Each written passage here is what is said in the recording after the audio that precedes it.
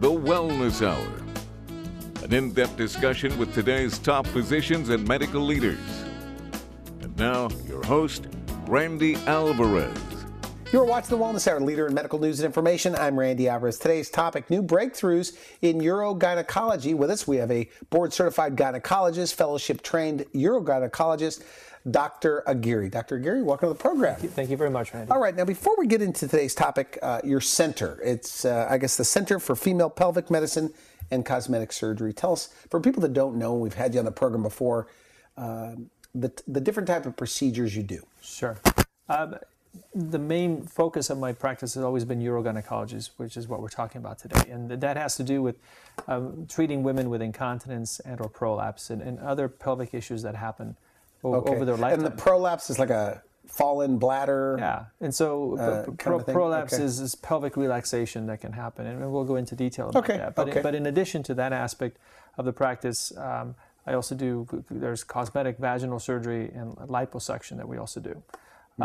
So the practice has really changed over the years from just being focused on urogynecology to adding these other issues and these other treatments that women were looking for. How long have you been in Colorado? For many years, since I was 4 years old. Is that right? So you've always been there? Yeah. And another interesting thing, since 12 years old, you had an interest in this type of medicine. Yeah, so I think it was when I was 12 when I heard about and saw on TV that the first test tube baby had been born, that it piqued my interest in what were you fertility. thinking of as a 12-year-old? This is very interesting. I don't know. I just thought it was, I think probably I looked at the scientific aspect of it and thought it would be neat to provide, to be able to offer that, or to be able to do that when I grow up, I guess. Okay. And so everything I did. Your grandfather, you have uncles that are doctors. Yeah, and maybe that was part of the influence, is just having a family of physicians and surgeons in my background. That maybe it was, as far as since a young age, I always wanted to be a doctor, and maybe seeing that story about the test tube baby really piqued my interest. So what defines a urogynecologist? I mean, what falls under that category of specialty? Yeah, so the urogynecology is a subspecialty under obstetrics and gynecology, and it's the specialization in additional training in evaluating women with pelvic relaxation and incontinence.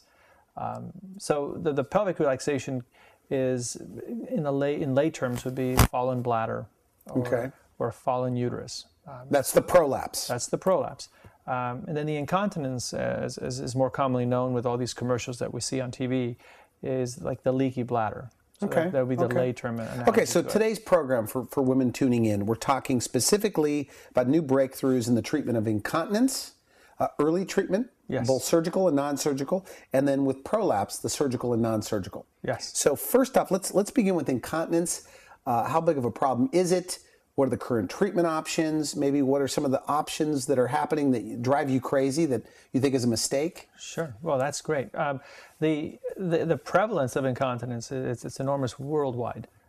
Here in the United States, there's been over 16 million people, men and women, who are affected by incontinence. Okay. It's almost, as far as medical conditions, it's a very prevalent problem. When does it start? What age for women? For women, the most common age would be after childbearing. So even a 30-year-old, 28-year-old can get this? Sure. Really?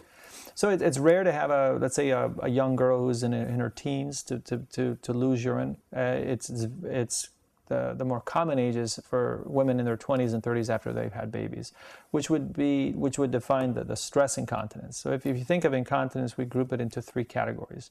There's stress incontinence and the leakage of urine with coughing, sneezing. The urge incontinence, those would be the commercials that you see with they have to go. The overactive bladder have to go. And then there's overflow incontinence, which is a smaller percentage of patients. But the stress incontinence, which occurs after sneezing, coughing, things like that. Yes. Does it go away? I mean, could you have it after pregnancy and then it goes away, or does it just get worse and worse? It can go away. And so if I see a patient who comes in after having had a baby and she's losing urine, well, the first treatment, if we're talking about treatments, would be conservative non-surgical treatments, which are very important. This was doing Kegel exercises. We've all heard about Kegels, doing pelvic floor muscle contraction exercises. So they do that, and if it doesn't go away? And if it doesn't go away, then there are other treatments. There's other options also. But I think the message here is, if we're talking about the new treatments and what's new in urogynecology, is what's important is, after having had a vaginal delivery, it's important to treat the pelvic floor as if it's had an injury, if you will. So after a baby, they should do what? They should do Kegels. Okay. And I think standard procedure, and give advice to them. I mean, sure. How often do you do it? Right, and so it's hard to remember to do Kegels, so it should be part of one's routine. So every time they urinate? No, actually no. Okay. No, the time to when I'd be a bad urogynecologist. That would be bad. You would be bad. So and that's actually, you're not alone with that. So patients come in saying, well, every time I urinate, I try to do my Kegels. So, but that's actually wrong. Okay. What that will actually cause is problems with actually urinating. So was there a fancy name for that you were going to use? Looks like you were struggling there with was. how to dummy it down for us. I did. It would cause voiding dysfunction. Okay. And voiding dysfunction would mean trouble emptying your bladder. All right. So what is the answer then? With Kegels. The answer is to set aside, let's say, 2 times a day to do routine exercises. The problem is it's hard to remember. And so let's say patients come in. My typical patient would be, let's say, a 30-year-old who has 2 kids, and she wants to start exercising and she leaks urine. Okay. And so Kegels should be performed. If she doesn't know how, some women don't know how to do a Kegel. So tell us then. So then I would refer her to a physical therapist who would teach her to do. Really? Yes. Well, it's not something you could just say, do a count of 10, a count of 5. No. And that's right? the same. So it's too secret to even tell me on the show? But that's the same look I will get from the patient, really. I need to go to a physical therapist. Really? So there's something that we call that some women have the knack to do a Kegel and some women don't. So if on exam... So a standard physical therapist does this, or it's a special It's a specialist. Okay. So just as there are surgeons who specialize in this, there are physical therapists who their full focus is women's pelvic floor health. Okay. So, and then there's other treatments. There's something called a pessary, which has been around for ages, which is a device that you would put in the vagina to splint the bladder so it doesn't drop. So would that be in a more drastic case? Not necessarily. So I have few takers with that option, but it is a good treatment. I offer it to everybody because it's the right thing to do, to offer non-surgical treatments. But now with our new treatments available, there's a minimally invasive sling that in 20 minutes we can make someone dry. It's a very simple, safe procedure to do as an outpatient. Okay. And very easy recovery. So after, my typical recommendation is after the procedure for 1 week to not exercise, and after that 1 week, she can go on with her life as usual. But tell me this, okay, so the woman, obviously early detection, early treatment with all procedures, probably a good idea, but the woman that's, let's say, in her 30s, she's had a couple of years. When she sneezes, it happens, but because she doesn't sneeze very often, it's not that big of a deal to her. Okay. What do you say to her, the person that coughs and sneezes, and says, well, it's just a little bit of urine? How important is early treatment? And where are they headed? So early treatment is very important, and it comes down to the pelvic floor health. So if someone is leaking a little urine with some exercising, and it's not troublesome to most people, let's say, but they should still be keeping their pelvic floor healthy and strong. So are there many people, by the way, many women that do nothing? That will come to you and say, this has been going on for 10 years. Sure. And really? There have been studies done that show that women who finally come in to a doctor and complain about it, they've had the condition for 2 to 3 years. And then, unfortunately, they may go to their family practice doctor who may not really know who to refer to or what to do, and then they'll go untreated for even longer. What mistakes, by the way, and doctors will watch this show. They don't like to admit it sometimes, but they watch the show. And are there mistakes, or do you think it's being brushed off a little bit by certain family practitioners? Does that go on? And the family practice physicians are taking care of the whole patient, and they have very limited time. So the challenge is the little time that they have to address really kind of a complex issue. Patients may not even bring it up. And actually, that's very true. So patients don't bring it up because of embarrassment. So they kind of live in silence about this. They don't bring it up. It's very common for me to see patients who've had leakage for 10 years They've worn pads for 8 years. Really? And they don't come in. Why? I mean, when you ask them why didn't they come in? For two reasons. One, they think it's natural because they've had children, and so that's just the way it's going to be, and which is wrong, because it's not the natural part of aging to leak urine. The other reason is they think there's no solution, and maybe the third reason would be maybe their mother has had surgery and it didn't work. And so there's this misperception that there aren't good treatments for it. And what that does is it just builds up the... So what's the hope then? I mean, what do you tell these women? Oh, that there's easy treatments for it. Really? Okay. And so if we go to the surgical treatments, there is a procedure called a sling that can be done with a patient awake. So with the patient awake, we can take just 20 minutes to put a little hammock underneath the urethra so that next time they cough or sneeze, they don't lose the urine. So what about the more drastic cases of incontinence? I mean, describe the surgery, maybe lay some fears to rest. I guess, is it a really predictable procedure? Yeah, so there are different degrees of incontinence. So we talked about 3 different types of incontinence: the stress, the urge, and the overflow. Within the stress incontinence, there's, let's say, mild stress incontinence and severe. That's coughing, sneezing, those kind of things. Yes, okay. And then within that, it can be very, very severe. And so the procedure that I use in the more severe patient is, let's say, it's a little bit different than what I would do in someone who has mild incontinence.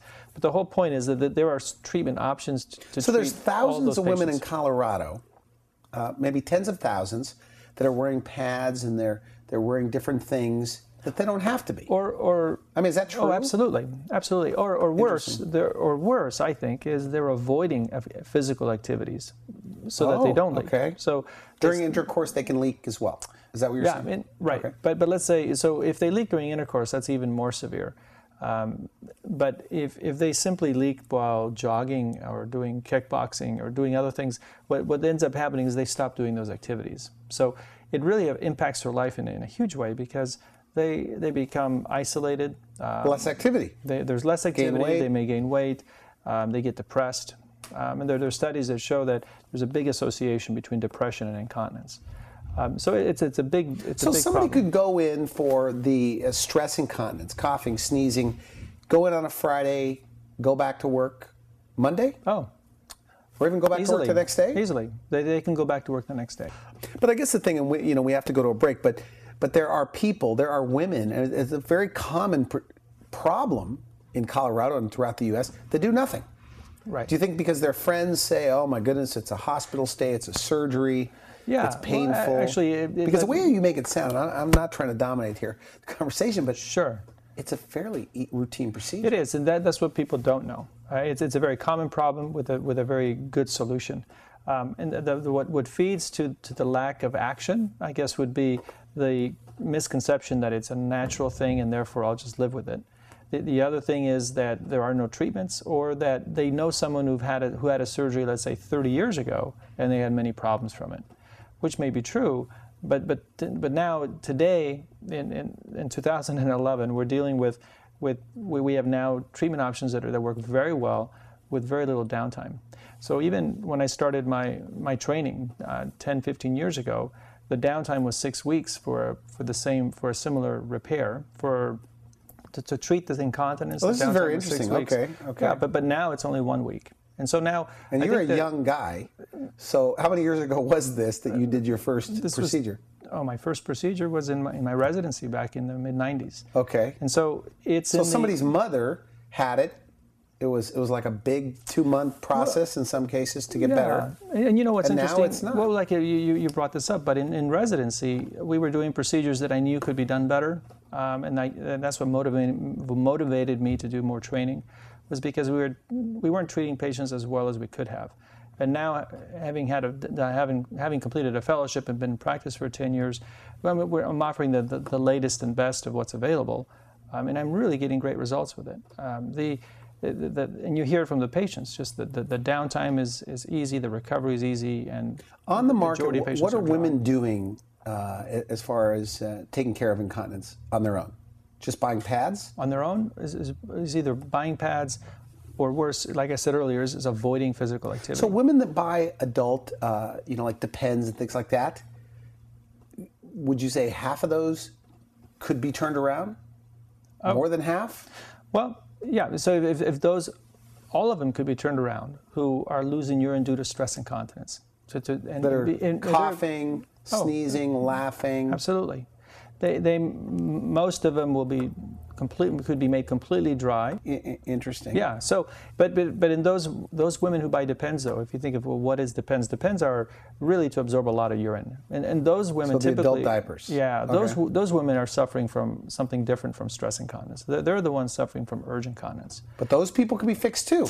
Those people can be improved, and that's the distinction between stress and urge. The stress, there's a minimally invasive surgical procedure for it. The urge incontinence, we then begin, what do we start with? We start with physical therapy. We start with behavior management, avoiding drinking a lot of water or caffeine.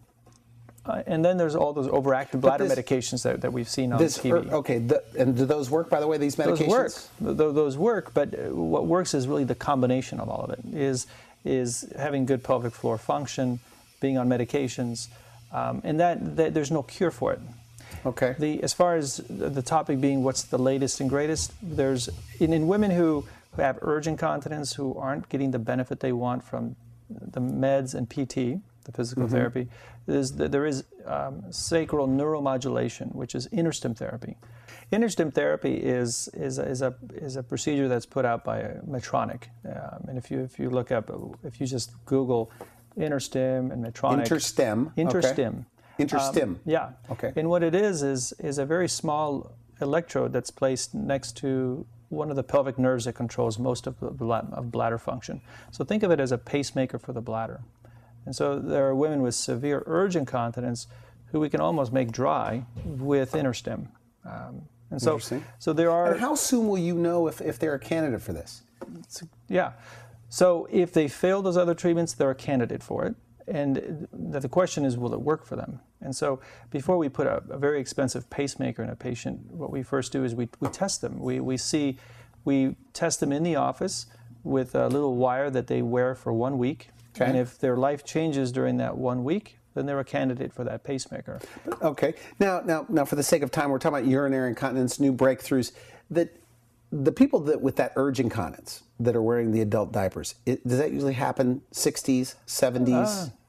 The larger percentage of patients are in their 60s and 70s. Okay, but those people started with this stress incontinence, sneezing, or no? No. Oh, really? Completely different things. Yeah. Interesting. And so one doesn't progress to the other? No, and that's a great question. Okay. Great clarification, because they're two completely different things. And some unfortunate people have both conditions. So I may do a sling in a patient who has the stress incontinence, but she may also have urge incontinence that we have to continue to treat afterwards. So when you ask, do we make all people dry? No, because there are some things that But for the stress incontinence, sneezing, things like that, it's an easy fix. Easy procedure. So if I had incontinence, it'd be what I would want. And it's common, and it's very common. I mean, is that very, very common? Extremely. Really? Very common. It's a worldwide problem.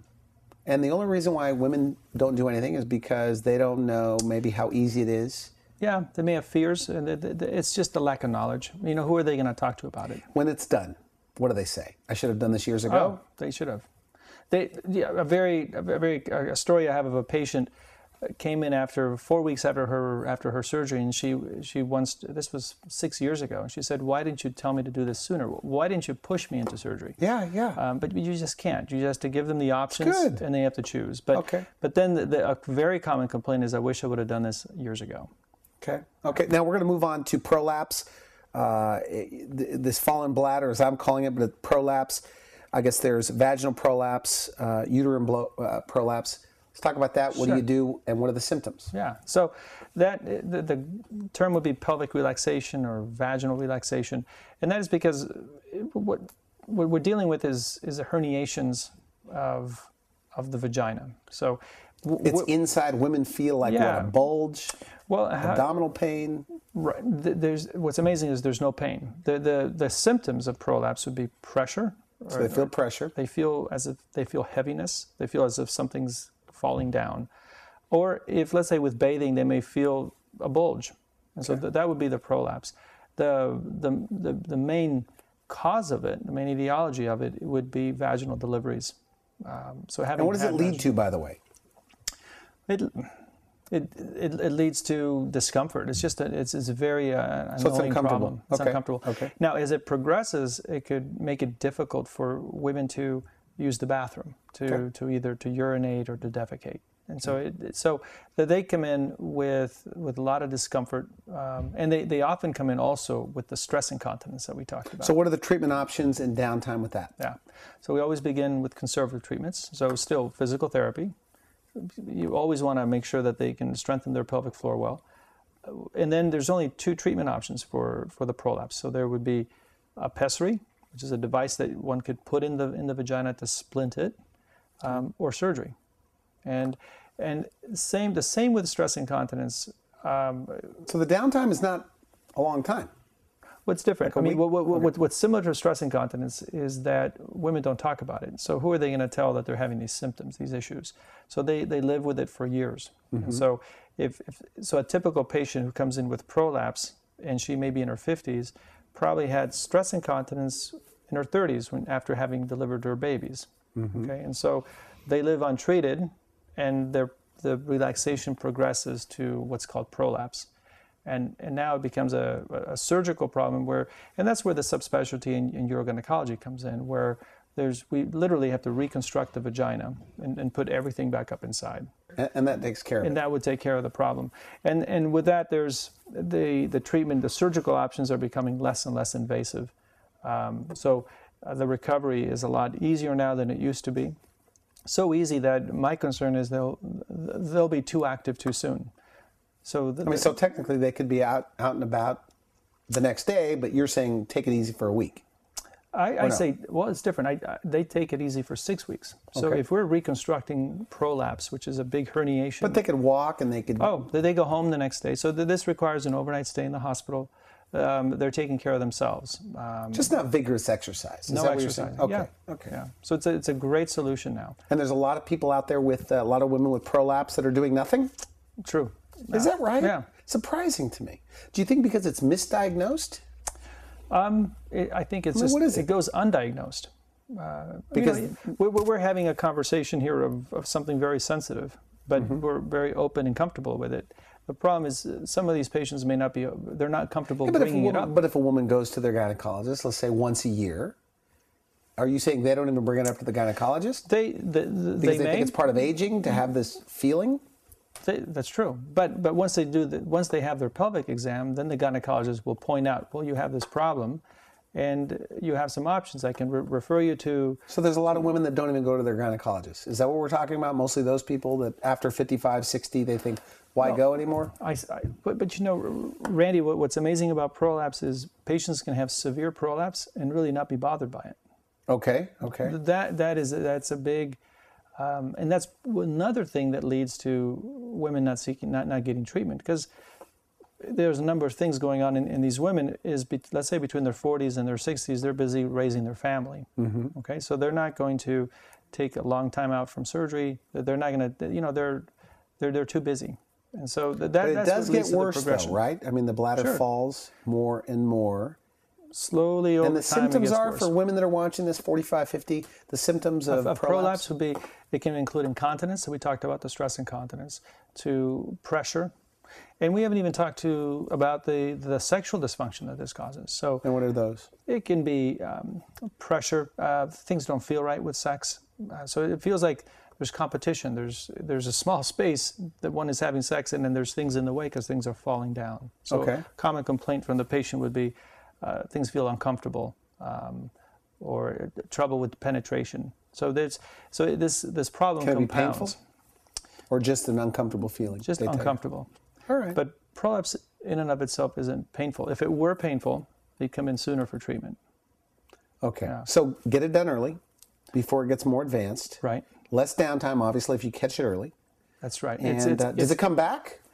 Yeah. The prolapse? Yeah. And that's the other hesitation for going through with surgery, is that patients hear, oh, my grandmother had it, but she needed to have another surgery 2 and 3 times again. Is that still the case? And it's less the case, but it's still a risk. So that would, like 10% of the time, 5%? That's great. So now we're talking about recurrence of prolapse. So the recurrence of prolapse surgery, of the prolapse, could be anywhere from 20 to 40%.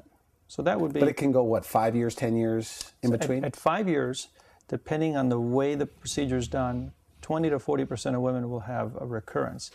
Now with our new techniques and our new procedures, that recurrence rate is less than 10%. Okay. Yeah, which is, considering what we're treating, and so why do they have the prolapse? So I'll see women who've had 5 9-pound babies and they have a normal exam. Yet I'll see a 30-year-old woman who's had 1 baby and have a lot of prolapse. So there's something about that's familial in maybe the weakness in their connective tissue that predisposes them to the prolapse. It's that problem that will predispose them to a recurrence. Okay, and we're out of time, but main message about prolapse, final thoughts, what you want women to know? Seek treatment, seek an evaluation. Okay. And incontinence, same thing? Same thing. There's new, better ways to take care of it. That's right. Okay, good. I want to thank you so much for coming in. Very interesting, very interesting. You've been watching The Wellness Hour, leader in medical news and information. I'm Randy Alvarez. If you would like to see this interview online, and we'll have it at wellnesshour.com. You could put in urinary incontinence. You could put in Dr. Aguirre. You'll find it there, or prolapse. For now, I wish you good health. Thanks for watching The Wellness Hour, the leader in medical news with your host, Randy Alvarez, the authority on health issues.